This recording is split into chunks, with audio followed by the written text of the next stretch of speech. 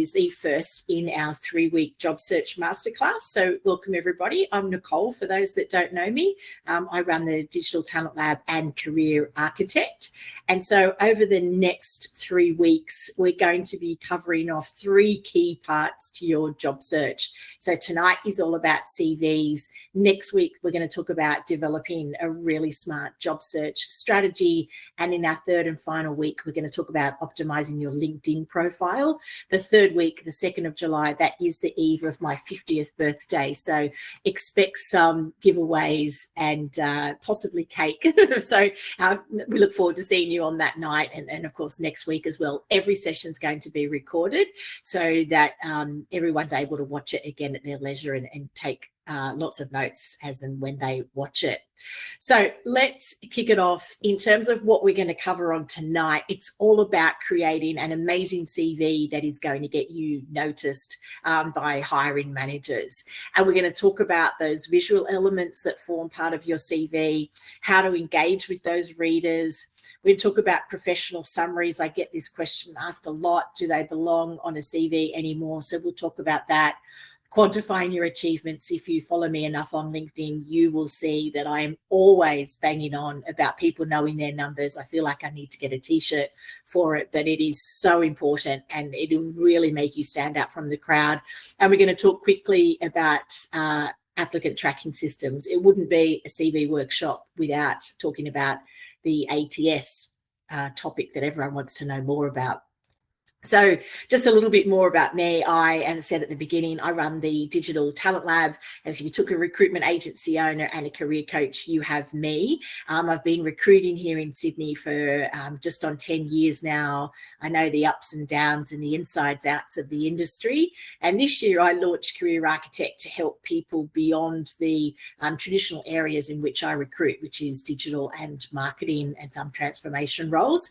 So what I'm doing with Career Architect is helping people get their careers back on track, to launch second half careers and to really develop more strategic career approaches. So what makes me qualified to run this webinar? Well, I'm talking to hiring managers day in and day out about the good, the bad, and everything in between when it comes to CVs and what really helps people stand out from the crowd. So I'm pretty well placed to give you some good insights into what's going to make a difference with yours. Let's kick it off with talking about the visual elements of a CV. I'm going to show you a CV at the end of the webinar tonight, which I think is gives a really good overview of what I'm going to talk about with every aspect of tonight's webinar. But when we talk about the visual elements, I'm thinking about that first impression that you make. Apparently, you've got about 6 seconds to make that first impression with the sort of the format of your CV. So I always think it needs to be good looking, right? It needs to make people stop in their tracks and go, I want to read more. I'm not talking about the content here. I'm just talking about the layout and the look and feel of your CV. So it's the first impression that people get, and we want them to have a really good impression of you. So fun fact for those that don't know this, I used to be a real estate agent in Singapore. And so I always used to talk about location, location, location. And it is definitely the same with your CV. With that such a short time frame that you have to make that first impression, you have to be getting that most important information front and center. The best bang for your buck when it comes to CVs is a column-based CV. So 2 columns, a shorter left-hand or a narrower left-hand column where you can put lots of skills and experience and education and qualifications, and the main right-hand column where you'll have your professional summary and your experience and achievements. And again, we'll showcase this at the end. I'll show you an example. But having those 2 columns is going to allow you to have lots of keywords, getting through any key requirements from an ATS, and having some really good content when it comes to the actual experience part of your CV. One thing that you need to consider here is the consistency, so that the layout is replicated across all of your roles. If you have the job title, the name of the business, and the date always in month and year format too, that is throughout your entire CV. You don't have to necessarily have the same amount of bullet points throughout your CV. I always like to think you would have 5 or 6 for your most current or most recent role, and then, make that less and less or fewer and fewer as you get further through your experience. But the layout in how you represent each of those roles should be identical. I like really simple CVs that lets the information do the talking. So things that are really simple but effective. There's not too many graphics on there. We'll talk a little bit about graphics and how it can misinterpret the information with an ATS later, but I just want it to be to the point, very clean, but still a good representation of what you can do. This is your first chance to show that you can create a document, as we would expect anyone is able to do in these sorts of professions in 2024. So using that same font as well throughout. Again, I will touch on this in the ATS section, but I would always recommend that you have your CV in a PDF version when you're submitting it to anything. And that way then it doesn't matter if someone's reading that on an iPad, on a desktop, on a Mac, on a PC, that font and format should be true to how you have created that. And just remembering that the biggest takeaway from the visual elements is your most important information goes first in your CV. So if we talk about the 6 seconds that you've got to make an impression from a visual perspective, then I think it's about the same amount of time when you're talking about the content of your CV. So think about the how much time you've got, especially nowadays when it's most likely going to be read digitally, that you've got even less time. Back in the day, I used to print CVs. I used to write notes all over them that you could barely see a white space on there. And I actually used to take CVs in person, printed out to hiring managers. We're obviously not doing that anymore. I don't print out CVs. I, email them or share them electronically with hiring managers. And so the time frame that you've got is even shorter nowadays. So you want to be able to make sure that whoever is reading your CV is wanting to read further on and building really great rapport with you before they've even met you. Your CV is to get you in that front door to say hi. So it's a lot to ask of a CV, but once you're in there, the rest is up to you. And actually a lot of the work that you will do on creating a really nice CV is going to actually help you in that interview process as well. You're going to use a lot of that information when you're in the interview. So I actually spoke with someone about this today, that not everyone understands what you do. So the first reader of your CV might be a recruiter that doesn't necessarily specialize in your area of expertise. It might be a talent acquisition specialist that is recruiting across a really broad number of roles for a business. If it's a hiring manager, we would expect that they understand. But to avoid any misinterpretation, you can definitely still use acronyms and abbreviations, but I would spell them out in full the first time that you use them. And just be careful how much technical jargon that you're using and that everyone is understanding it, and it's sort of packing the punch that you want it to without being lost in translation.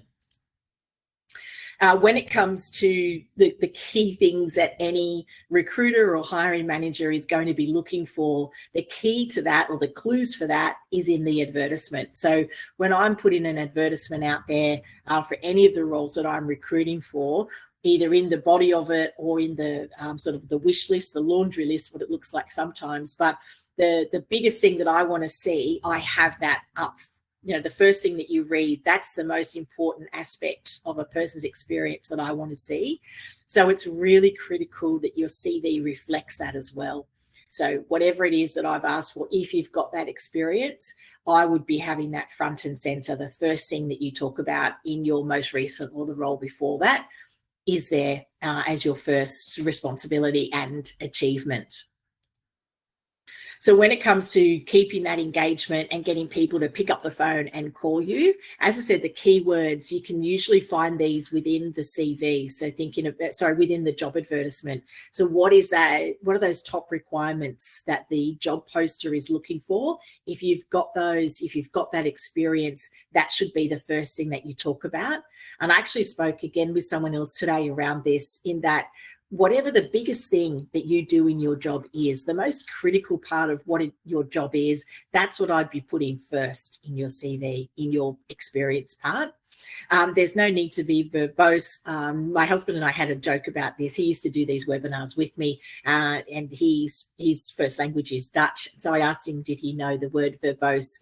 and he mimed it and said he felt it was very much like, and I would actually say that is exactly how I would describe verbose. So get rid of the fluff. Just think about what are the language that you need to be talking about to get straight to the point with your experience.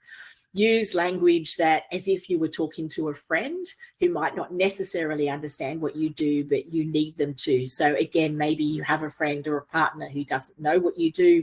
You can talk to them, ask them to read your CV and get them to relay it back to you. Is it cutting through to someone that doesn't necessarily know your area of expertise? I talk a lot about professional summaries, and there was a post on LinkedIn today around someone was saying that they were redundant, that they didn't need the professional summary, that is, that they didn't need to be on CVs anymore. And I obviously disagree with that, else I wouldn't have it here in my CV workshop. So that 90% of people that aren't getting it right is not just a number that's plucked out of thin air. I took 100 CVs earlier this year, and I'm somewhat generously 10 people were getting it right, or close enough to what I thought was right when it comes to those professional summaries. So most people aren't getting it right. And actually for those people, then I would suggest that you don't need it on your CV. But when it is done well, it can be really powerful in making that decision for someone to pick up the phone and give you a call for your next opportunity. So things that need to go out the window. Sorry if I just keep taking my video on and off, it just keeps freezing. So I hope the rest of the content isn't freezing as well. But what needs to go out the window when it comes to the professional summary is your career goals and what it is that you want to look at next. A, they're not always timely. B, that the hiring manager that is making the decision to hire you is he or she has a pain point at the moment that they want you to solve. And so the professional summary needs to be talking about you and what you're going to solve for them. And another good example, I saw a CV this week. I'm looking for a B2B marketing specialist. If anyone's interested, let me know. But a B2B marketing specialist, and in this person's professional summary, they had mentioned that they had spent 8 years in the B2B space and were now wanting to transition to B2C. So clearly that was old information, or they'd changed their mind about that. But a lot of people actually just would have said, okay, this role's not for you, and moved on. So just be mindful of that. In terms of the layout of it and the content that needs to be in there, there's 3 things that you need to answer yourself. What is it that you do? How do you do it? And how do you measure it? And I would recommend having 2 paragraphs for your professional summary. The first paragraph is all about you and what you do and sort of why you do it, even somewhat of how you do it, and an I am statement. Put it into the first person so that you're suddenly becoming an option. You're becoming someone that a hiring manager can see working in their team, and takes you from just a piece of paper into, a living, breathing human. The language of it, a little bit like we talked about with that verbosity, get rid of the overly fluffy language and just get straight to the point as if you were having a conversation with somebody. And including then in that second paragraph, the social proof of where you've been doing what it is that you do. So giving examples, you don't have to have brand names like a Qantas or a Blackmores or a Westpac on there. It can be any business, but talking about what you did for that business. And I would even go a step further and include a big achievement in there. And that's something that you can actually tailor to the advertisement that you're following or applying to. You can tailor those achievements to what's been asked for in that specific advertisement. So it's a really clever way of getting the information front and center again. And when it comes to those numbers, I clearly believe that they should be in that professional summary, because what it does again is it's breaking up big amounts of text. I'm a really visual learner and I have difficulty in reading, walls of text. And I think a lot of people do when they're time poor as well. So having a number in there just makes me go straight to it and go, well, that's interesting. I wonder what that is. It's also memorable, and it sort of helps you stand out from the crowd. So having those numbers in there as that social proof is going to really make a difference in your applications. So just to, go over those things to consider that an I am statement. So it's always in that first person. The numbers are helping to really add, some oomph to the information that you're having there and makes it about you. At this stage, the goals go out the window. Again, it's too subjective. A business can read it any way that you have no control over. So I would take those out of your professional summary and make it really about the pain point that you're solving for that business. And by saying it in the first person, it's making it about you and not just a CV, not just a one-dimensional document. So as I said at the beginning, it wouldn't be a CV workshop without talking about the ATS. So this gets, just when I think that we've, sort of solved it for everybody, I get question after question around ATS and how do we beat it. So ATS, it's an applicant tracking system. I think it's still a database. It's still a CRM. It is just a way that we're able to track people through different areas of the recruitment process. And it also allows us to engage with hiring managers so they can see exactly where people are up to in the process as well. There's a lot of, myths about them and a lot of false information that goes out there to the world. So this is my bit in hopefully making it just a little bit easier and to put your mind at rest when it comes to it. So it's an applicant tracking system. ATSs are used by big businesses when it comes to volume hiring. I use an ATS. To me, it could be any sort of CRM or database that you have, that a business has. It's just the technology that they're using to see where you're up to in any part of the process.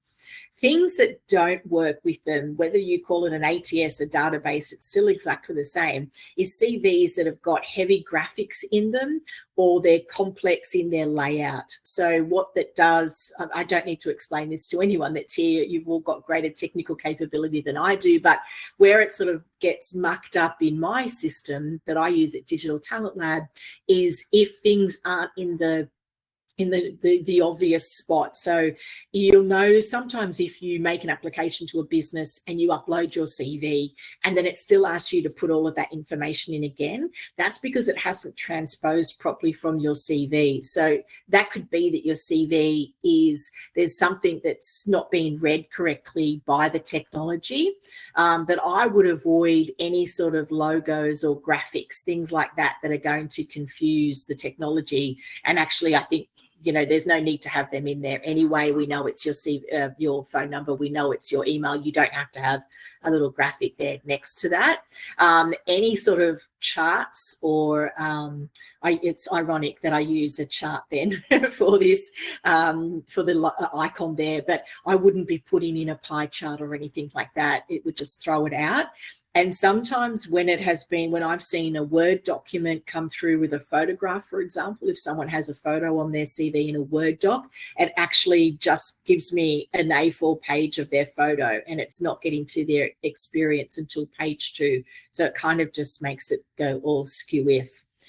Irregardless of whether someone was running the recruitment business without any technology or they've got the most sophisticated ATS in the world, the content and keywords are what's important to navigate both the ATS and what a human is going to want to see as well. So it's always going to be that human that's making that decision. We use technology to increase efficiencies in every part of our lives. And what I keep reminding people is with AI, it doesn't discriminate. It doesn't judge you for your age or when when you graduated from university or how many pages your CV is or anything like that. It just looks for the information to match you as best as possible to a job description or information that's been uploaded by a recruiter. So just worth remembering for that. You may need more than one CV depending on where you are applying. I have mentioned there to have a spare Word version to counter any ATS issues. But as I said, in my mind, it is always Word versions that go crazy in an ATS. And honestly, if it is not liking a Word version, I just don't see that happening anymore. Some recruiters will ask you for a Word version of your CV because they're formatting them. They're putting their own logo on there. They're taking away your contact details. I don't bother doing that anymore. I haven't done that for years, but it may just be that you need a spare version to counter any issues. I do say to people, if you're in doubt of whether or not your CV is cutting through or getting through an ATS, just ask. But generally, it's the content that's not cutting it. It's something within your CV that is just not getting the traction. So it's not about beating an ATS, but understanding how it's used. If anyone wants any further advice on this, let me know. I can talk about this for days. Get rid of any graphics that are within there, and on a Word doc too, as I said at the beginning, you just don't know whether or not your CV is going to be read, on a mobile, on a desktop, on a Mac, on a PC. So if it is made into a PDF, then that sort of navigates any of that, any of those issues. So without further ado, now I will email this to everybody that has registered for the webinar series, but I've gone ahead and created, a lot of people from our previous CV workshops wanted to see what did we actually mean? What did a good CV look like? Now, bear in mind that this, just the way that I have to put it together in the presentation, it normally is like an A4 document. It doesn't obviously have that white space on either page, and I appreciate it is very hard to read, and excuse the C down the bottom. I was thinking of copywriting it, but it's a Canva document anyway, so I can't do that. So the information is 100% made up. If you know anything about Top Gun, Pete Maverick is everyone's favorite aviator, but he's also, who knew, a digital marketing manager. So basically what I've done here is taken it. There is a second page, which I'll show you in a second as well, but it's super clean. I have put a little bit of color in there. Again, when you see the original, it's just going to be a few colored words, just to add up a little bit, or just break it up a little bit. There's skills here, which again, I would be making sure that that covered off a lot of the keywords that I was looking at in a CV. Obviously some education. If you've got more, add more. I wouldn't go past, anything less than a university degree. High school certifications and things like that just aren't really relevant for most people unless you're a recent graduate. Certifications can be a good way as well of sort of taking it to that next level if you've got them and they're relevant to the role that you're applying for. Definitely put that in. And you can see here where I've got 2 paragraphs. There should probably be a space in between these 2 paragraphs. And again, you'll be able to read the content a little bit better when you see it, when I email it out tomorrow, that the first paragraph talks about what this person does and how they do it, a little bit more about their background. And then they've talked there about some considerable results that they've had. So 25% increase in revenue, an additional 1.2 million in annual sales. So again, it's just quickly getting straight to the point of how impressive the results of this person is. And then you'll see this. I'll go to the second page in a minute, but that's their role. That's the business responsibilities and achievements, same number, and they easily reflect on each other. And a month to present, and you'll see, I'll flick over to the second page now. It's exactly the same format for each and every role. And then I've also added areas of expertise.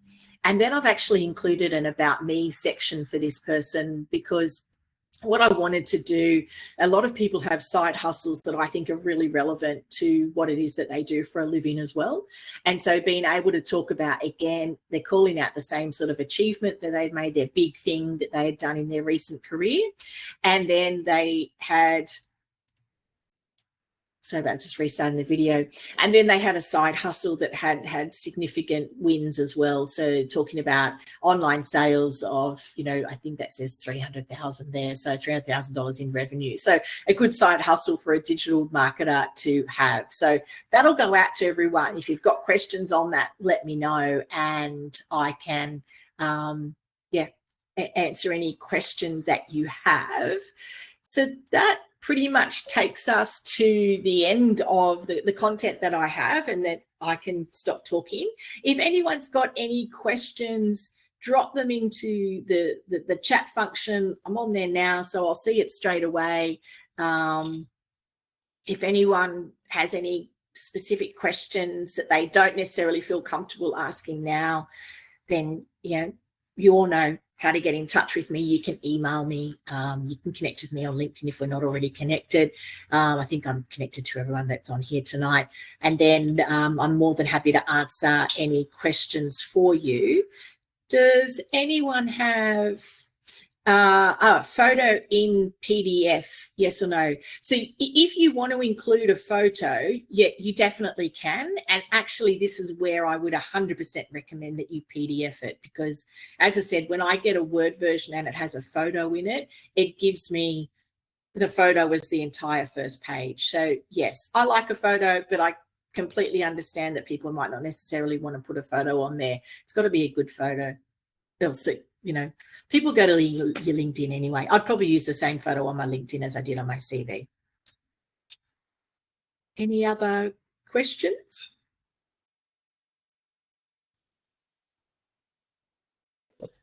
Next week, we are going to talk more about job search strategies. I think that sometimes people just go, and I've been guilty of this myself, people just go, I need a new job, I'm going to go for it, I'm just going to apply for lots of different things. We're sort of out sitting there thinking around, okay, how am I going to go about it? So next week, we're going to talk about some strategies which I think will help you navigate the job search without getting fatigued and butting your head against a brick wall. And then 2nd of July, we're going to talk about optimizing your LinkedIn for both the job search and then for how to future-proof your career as well, because I think LinkedIn is going to continue to be a way that people get found for jobs and, build their careers as well. So we'll talk lots about LinkedIn on the 2nd. My last day is a 49-year-old. So as I said, there'll be some freebies given away on the 2nd. CV layout is okay to flip the column layout left hand larger. You could do that. So if you want the left hand to be the one where you have the most of the information, then I don't have a problem with that. I just think and I did see someone else just ask around the 26. Let me answer this column question. I just think that the natural way of reading makes sense that it's the smaller columns on the left and the bigger amount of information's on the right, but you could trial it and see. And yes, I know the 26th is the Wednesday, so it's the Tuesday. It's next Tuesday and the following Tuesday as well. I was originally going to do these on a Wednesday, but then I realized it was the 3rd of July and I didn't want to do it on my birthday. So how long should your CV be? I actually don't have a problem with the length of it. I think 3 to 4 pages is really nice. If you've got, unless you're a fresh graduate, you can do a page. Or you've got sort of 1 year's worth of experience. If you've got, say, 4+ years of experience, I think you're probably going to get to at least 2 to 3 pages anyway. If you've got more than 10 years experience, I would cut it off on the at that 10-year mark. Give or take. Most people, I've not yet met anyone that didn't have this. Most people have sort of some natural break in their experience at 10 years, might be 9, might be 12, where you can cut it off. And then it sort of makes it easier. I'm just seeing, does Pete have that? I think that he does. June 20, I think that says 2012. So yeah, most people have it there, and it would allow it to be 2 to 3 pages long. I'd be making sure I got as much information. I'd rather go too much information than not enough and leave people wanting. Hope that helps, Catherine. Any other questions? I think if we're good, I will let everyone get on with their Tuesday evening. Hopefully I'll see you all next week. As I said, you'll get the recording of any of the sessions that you can't attend. They are the Tuesday nights, not the Wednesday. Thank you so much for taking the time to be with me tonight. I've really appreciated your spending half an hour with me. And any questions, you know where to find me. Always happy to help. Thanks, everyone.